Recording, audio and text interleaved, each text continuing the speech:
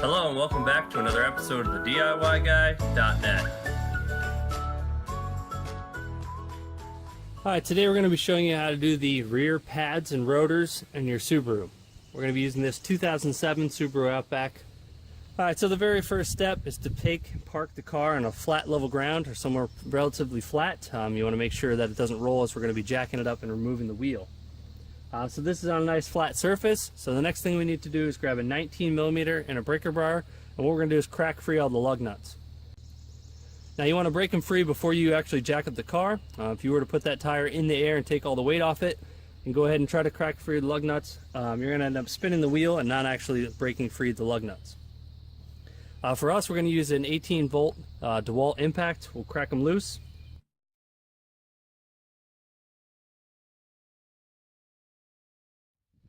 Alright, so now that we got all the lug nuts broken free, I'll go ahead and take our wheel chock. What we're going to do is go ahead and place it in the front passenger tire behind it, just to ensure that the car can't roll.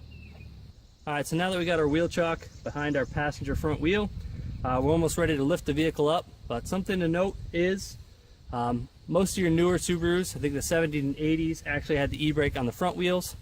But on your newer and late model ones, the e-brake is on the rear wheels. So you do not want to set the e-brake when you're doing this. That's why we put the wheel chock in there, to make sure it doesn't roll. You don't want to set the e-brake because the e-brake pads are on the inside of the rotor that we're going to be replacing. So if you pull the e-brake, you're going to spread those pads out and they're going to hit the inside of the rotor, and you're not going to be able to get that rotor off. So with that mentioned, we go ahead and get our jack. We'll roll it up under our lift point right here in front of the rear wheel, and we'll go ahead and jack the vehicle up and finish removing the tire. So once you got it jacked up, we can go ahead and finish removing the lug nuts and remove the wheel. You don't need to go super high, you just need to get the tire off the ground a little bit.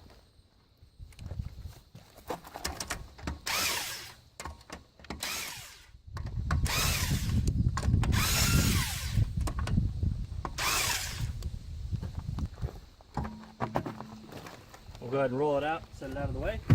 Alright, so now we got the wheel removed, or the rim. We can go ahead and set the camera a little bit closer to give you a better view. Alright, so now we got the wheel off. Move the camera a little bit closer so hopefully you get a better view of what's going on. So right here is our caliper. We're going to need to remove these two 14mm bolts right on the back side. I'll move the camera a little bit closer so you can see. To do that, we're going to use a 14mm. It helps to be a ratcheting wrench, helps it to go a little faster. So those two bolts right there we need to remove, that we can remove the caliper. So there's one right here on the top of the caliper, and then the other one is right here at the bottom of the caliper. If you just follow the caliper along, you'll see the little ears and right to the bolt. So we'll go ahead and grab that 14mm wrench, get it on there, and break them free. Now sometimes you'll be able to turn the 14mm wrench, and you'll notice that the actual slide or guide here turns as well. So in order to stop that, you're going to need a 17mm wrench, and you'll see it'll fit right on there, and you'll be able to hold it in position while you remove that bolt, or get it loose enough where you can do it by hand. This one wasn't that bad actually to get out. We'll see how easy the bottom one comes out. So they're not super long of bolts. Go ahead and set that aside. We'll go ahead and get the bottom one out.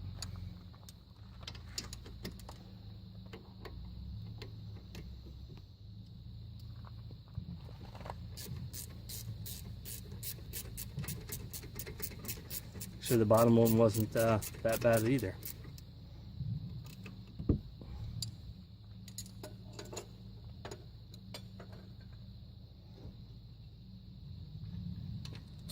Okay. Alright, so once we got those two bolts out, we're ready to move the caliper. We can go ahead and grab a flat screwdriver or pry bar, get it up against the caliper bracket here, and just kind of pry it back and forth. Should be able to pop the caliper off. Alright, so now we get the caliper out of the way, we can go ahead and remove these old pads. Just a screwdriver up against the rotor. Should be able to pop them out pretty easily.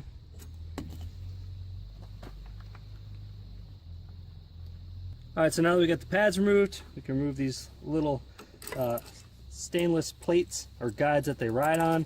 So just be able to pull straight down and pull them out. This one pull up, kind of give it a wiggle and they'll pop out of the way. So now we got the pads and those clips removed. We can go ahead and remove the caliper bracket. This is the fun part. As the bolts are kind of within the hub, you got to go through the hub to actually get to the bolts. top and bottom. I'll go ahead and move the camera to show you exactly where you're going to need to go. To do this, you're going to need a 3/8 ratchet. Kind of long one makes it a little easier because these could be stubborn. About a 12-inch extension and a 14mm socket. I'll go ahead and move the camera and show you where they're at, and we'll go ahead and try to get them out. Alright, so I'll try to show you a little bit closer where to look for those caliper bracket bolts. So you got your top arm here. You follow that, and actually right there is the hole where you need to go through, stick that socket and extension through to get to that top caliper bracket bolt. I'll try to show you from the other angle just to give you a little bit better view, but if you keep going down, you'll find the sway bar link, and then right here is the hole that you need to go through to get the bottom caliper bracket bolt. So looking at it from over here, if you follow your top arm down, you'll see the bolt, and then right below it, right down here where my finger is about to go, is where the top caliper bolt is for the bracket. Now with the lower one, you go right next to the sway bar link, follow that in, you'll see the hole right there, and that is where the lower caliper bracket bolt is. So we need to stick the extension in the socket through there in order to loosen those bolts to be able to remove the caliper bracket. So go ahead and slide it down, up and around, hopefully onto that bolt. So that one wasn't that bad. Sometimes it does help if you actually get under the car and pull straight down, so you can get something to lay on. Make sure you're using jack stands or blocks or something to hold the car up, not relying on the jack if you are going to get underneath it.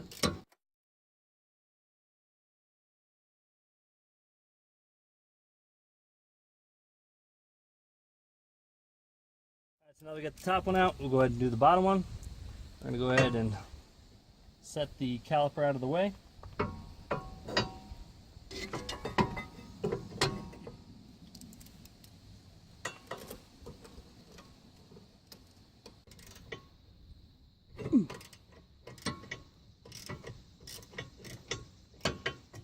This one's a little bit more of a pain just because you're working over the lower control arm there. Sometimes it pays to go under the car and do it from the front side rather than the back, but this one wasn't that bad, so we'll be able to get it.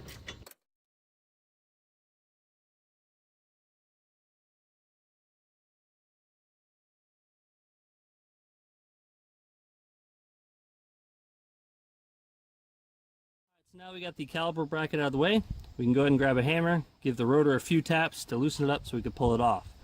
Like I said, make sure the e-brake is not set, as it'll hinder you getting the rotor off.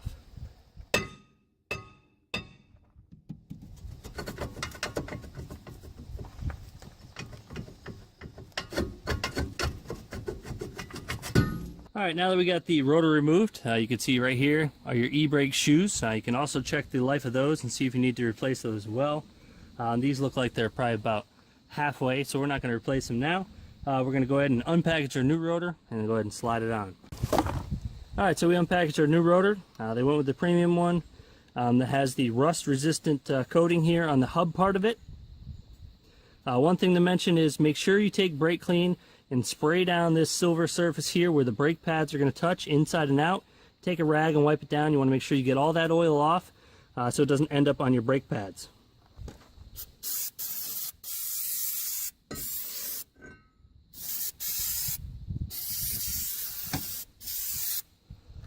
Okay, we'll go ahead and grab the rag and wipe it down. Alright, now that we got all the oil removed off the rotor, we can go ahead and slide it on. Alright, so now that we got the rotor on, we can go ahead and clean up our caliper. So what we're going to do is take a wire brush right here on these three flat surfaces, as that is where the pad sits and rides back and forth when you apply the brakes and let them off. So you want to make sure you don't have any rust buildup in there on either side, top or bottom. And you also want to clean up the clips that go in there as well. That way the pads can move freely. If the pad does get stuck or pinched, that's where you're going to get the uneven pad wear, and you're not going to get the full stopping power or braking power of your brakes. Another thing to check is your caliper slide bolts here. You can push the rubber off with your finger. You want to check, make sure they're nice and greased, make sure they're not rusty. If they're rusty, try to wire brush them or clean them the best you can and get some new grease in there. You want to make sure they move in and out and spin nice and freely. These both do. Pull this boot back, as you can see, that one's got a lot of grease on it. That one's good. So we're probably not going to have to do that on this caliper, but we are going to take our time and clean up where the pads are going to sit and ride and those clips. Alright, so we finished wire brushing or cleaning up the brake caliper bracket, right where the pads sit. As you can see, we got most of the rust out of that one and most of the rust out of that one. You want to get the heavy rust or the big chunks, as that's what's going to hinder the pad from moving back and forth. Once you get it cleaned up, I like to put a little anti-seize in those 3 spots. That way it just helps it slow it down so it's not rusting, it's not pinching that pad before the actual brake pad goes bad. So we'll go ahead and grab some anti-seize and give it a quick coat.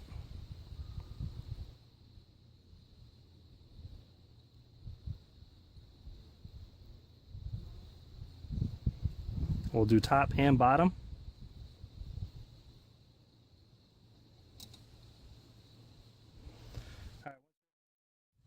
Alright, now that we have it coated, we can go ahead and reinstall the bracket. So you want the open end to go around the rotor. We'll go ahead and hold the position and reinstall those 2 bolts and put anti-seize on those bolts as well.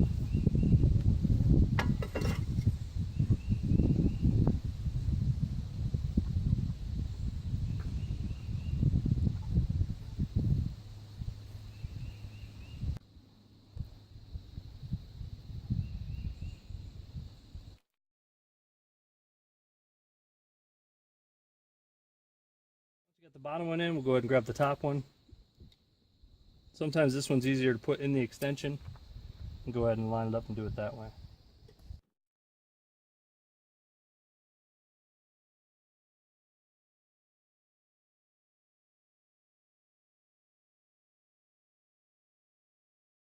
Now that we got them hand tight, we can go ahead and grab that ratchet, put it back on there on the extension, go ahead and tighten them up the rest of the way.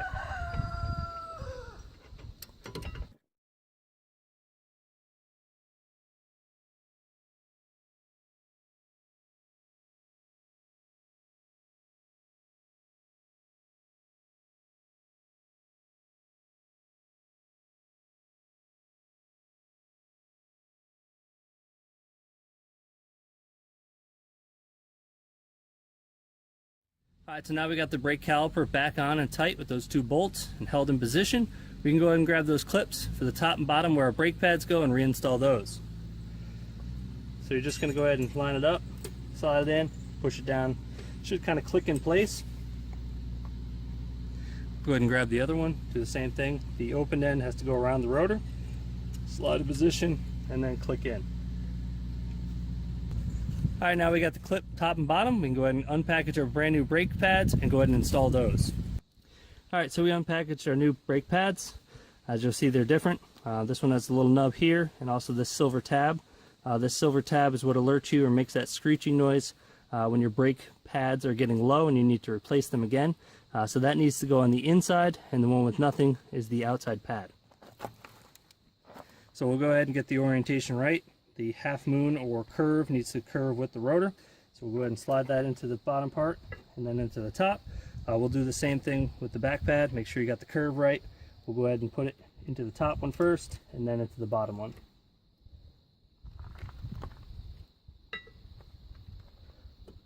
Alright, so now we got the brake pads both in and in position where they need to be. We can go ahead and grab a pair of channellock pliers, grab our caliper. What we're going to need to do is slowly squeeze the piston back into the caliper. That way we can get it to go over the top of the brake pads. Once you get it all pushed in, you should be able to slide it up and over, making sure it goes around your caliper slide bolts and then slides over the brake pads. Alright, so once we get the caliper back in position, we can go ahead and grab the caliper bolts. We'll go ahead and put a little anti-seize on those as well. We'll go ahead and lift the caliper bracket up, align it with the slide bolt or the holes, and snug those up. Go ahead and grab the bottom one, do the same thing, align it, the caliper bracket, go ahead and run that down hand tight. Alright, so now that we got them in and snug down, we can go ahead and grab that 14mm wrench and go ahead and tighten them up. You may need that 17 to hold that caliper slide from turning.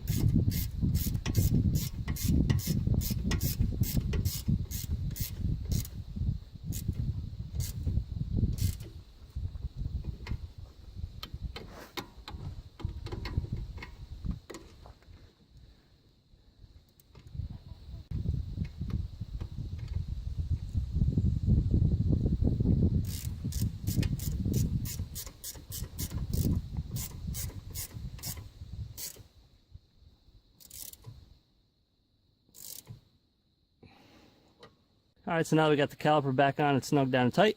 We're ready to reinstall the wheel.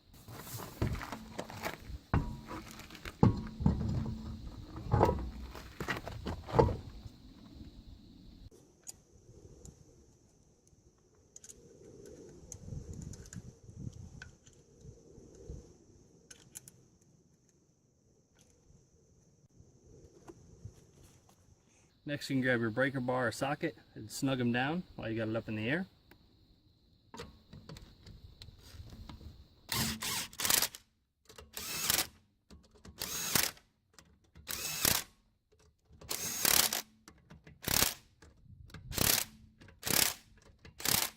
Alright, now that we have it snugged down, we can go ahead and lower the car back down and remove the jack. Alright, so now we got the car back on the ground, we'll go ahead and grab a torque wrench, use that 19mm socket and torque our lug nuts to the specified torque, which is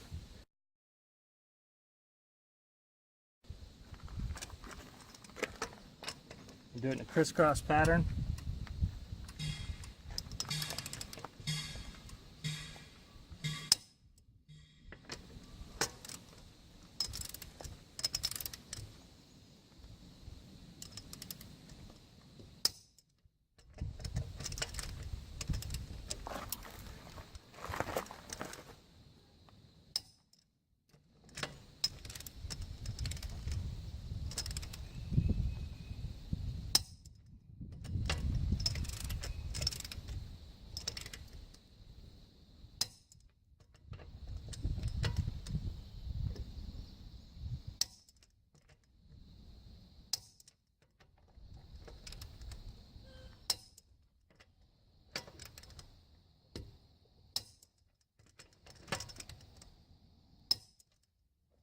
Alright, so now that we have the driver's side done, all our lug nuts are torqued to the proper specification, we can go ahead and go to the other passenger side and repeat the process to get that side done.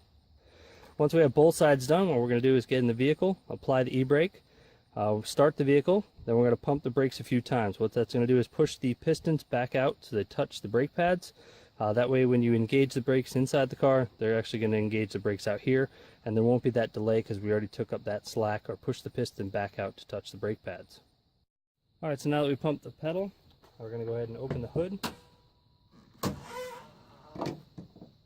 So next what we're going to do is locate our brake reservoir, which is right here against the back firewall. And what we're going to do is check the level of brake fluid within the reservoir. Push the caliper back, we're pushing fluid back in here. As you can see, we are exactly at the max line, so we don't need to add or remove any fluid. If you need to remove some, you can use a turkey baster or something like that to suck some of the fluid out to get you to the max fill line. If you're still low, you can go ahead and add some as well. So now that we have the proper level in our reservoir, that's it. We just showed you how to do rear pads and rotors on your Subaru. Don't forget to click the link in the description, which will take you to our website for a full write-up. You can also click that subscribe button in the middle. On the right, we have a recommended video just for you. And on the left, you'll find our recent upload. Thanks for watching another episode of the DIYguy.net.